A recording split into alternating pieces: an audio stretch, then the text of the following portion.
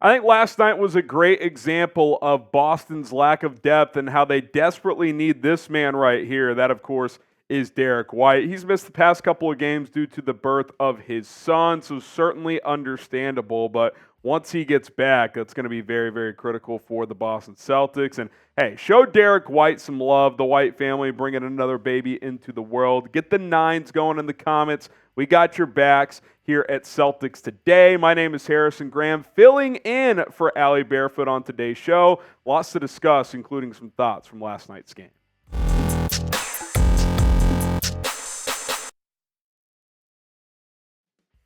So what we're going to discuss on today's episode of Celtics Today by Chat Sports is some late game issues that we saw last night from Boston, the lack of depth and how the bench is still a problem, and we're going to look ahead, turn the page as the 76ers are next up on the schedule. So let's go ahead and dive in here into some of those crunch time woes that became evident last night. A little stagnant down the stretch in that 5-point overtime loss to the Minnesota Timberwolves. And just to kind of explain what went down late in overtime, it's a 2-point game, Boston up with a few minutes left there. And Jayson Tatum was kind of like, hey, hero ball, isolation, which obviously Jayson Tatum can do. But look, give Anthony Edwards credit. He kind of locked him up, forced a jump ball, which kind of wasn't a jump ball, but they called a jump ball. And the rest is history. The Timberwolves ended up pulling away and winning that game. And look, you want the ball in Jayson Tatum's hands in crunch time, but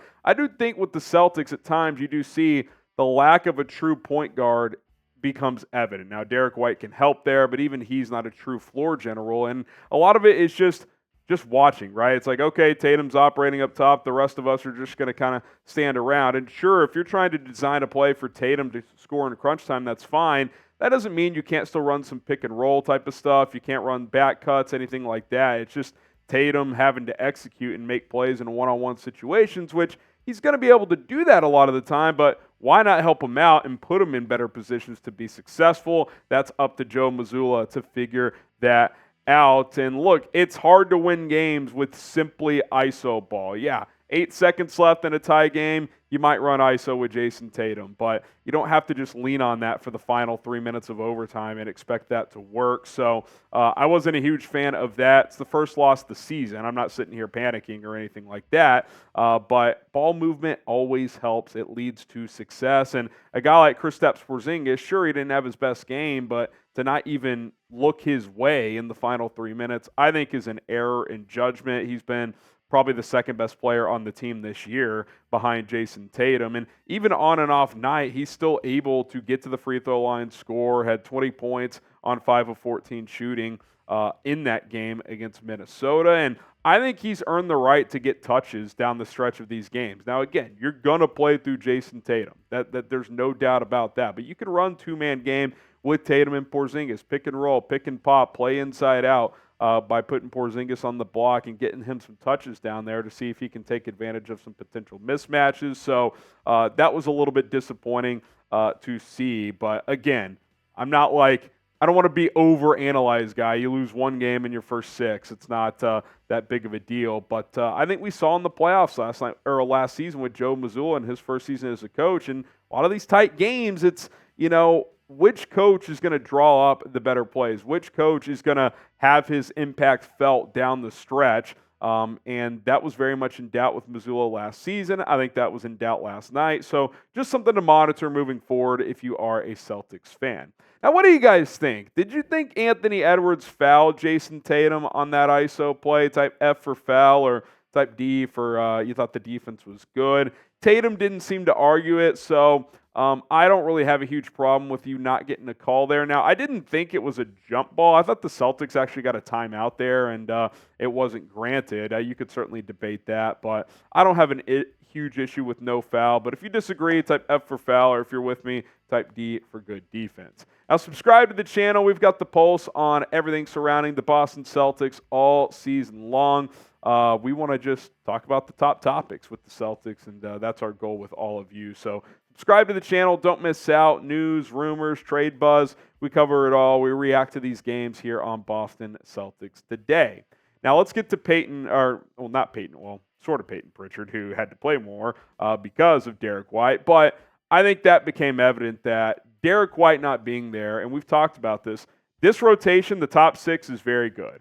If one, or dare I say 2 of these players goes down for any reason, you're in trouble because it gets very thin after that on this roster. And Derrick White has played a massive role on this team already, averaging 16 points per game, dishing out over 4 assists. He's shooting the lights out of it. I don't expect him to shoot 58% from 3 all year for his true shooting percentage to be 82 all year. But he's your best true kind of guard right now. If you want to call Jayson Tatum or Jaylen Brown a guard, that's fine. But Derrick White's impact, stats aside, has been huge. There's simply no doubt about it. And they clearly missed him last night when he was not available. So, again, family comes first. I have no problem with him missing a few games due to the birth of a child. But I definitely think the Celtics are clearly a better team without him. And, I think it kind of paints a bigger picture of, between now and the trade deadline, this team's going to have to add another ball handler. Like, I just think you're going to have to do that. Minnesota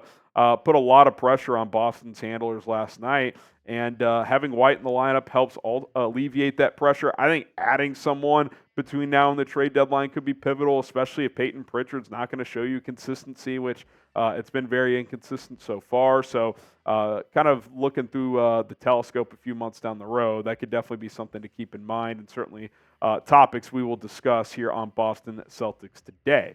Now, coming up next, the bench still has issues, which we've mentioned multiple times. We'll also take a look at that matchup with the Philadelphia 76ers. So stay tuned for all of that and more. But first, Prize Picks sponsoring today's show. We appreciate Prize Picks, the best daily fantasy app on the planet, for partnering with us here at Chat Sports this season. And look, basketball's fully underway now. Football's been underway for a few months, and I've been racking up the cash, but winning up to 25 times my money on several Prize Picks entries. And got a little Patriots 3-player entry for this weekend as they're going to take on the Indianapolis Colts. Mac Jones, give me the more than 217.5 passing yards. Indy's defense hasn't been great. Demario Douglas is like the one receiver for New England that's been productive. Give me the more there as well on the receiving yards. And then Jonathan Taylor, the less. He's kind of been up and down since he's been back in the Colts lineup. Patriots defense still pretty good. So 3 picks right there on that one entry. 10 to win $50. You can win up to 5 times your money on a 3-player entry, up to 25 times your money on a 6-player entry. Join rapper Meek Mill, comedian Andrew Schultz, and several other Prize Picks players, and start placing your entries today, regardless of the sport. It's Prize Picks, prizepicks.com/CLNS. Use code CLNS. It's just you versus the Prize Picks projections. Get started right now.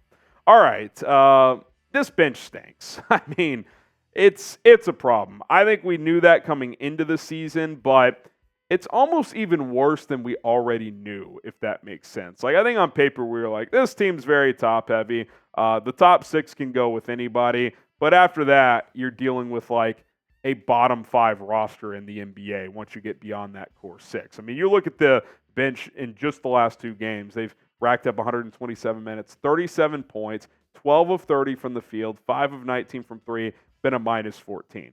I don't expect this bench to go out there and shoot 50% from the field and 40% from 3 and win their minutes necessarily, but be adequate. That is what I would ask. Somebody beyond Al Horford, who before he's been filling in the starting lineup for Derrick White, has to give you some quality minutes. I don't know who that is. I think we hoped it would be Peyton Pritchard. Maybe it still can be. He had the one good game, but otherwise has struggled for the most part. You bring in guys like O'Shea Brissett. I don't think he's going to be that guy. So, again, if no one emerges, you may have to consider something at the trade deadline. So I mentioned Pritchard. He only has 1 game so far where he scored more than 4 points, and in 3 of 6 games he's gone scoreless. Like, he's your 7th man. On paper, that's just not going to cut it. I mean, he's got to give you more juice than he has so far. Steve McCulloch, Lamar Stevens, they've appeared in 3 games and averaging just 6.2 minutes in those games. Do you give one of these 2 guys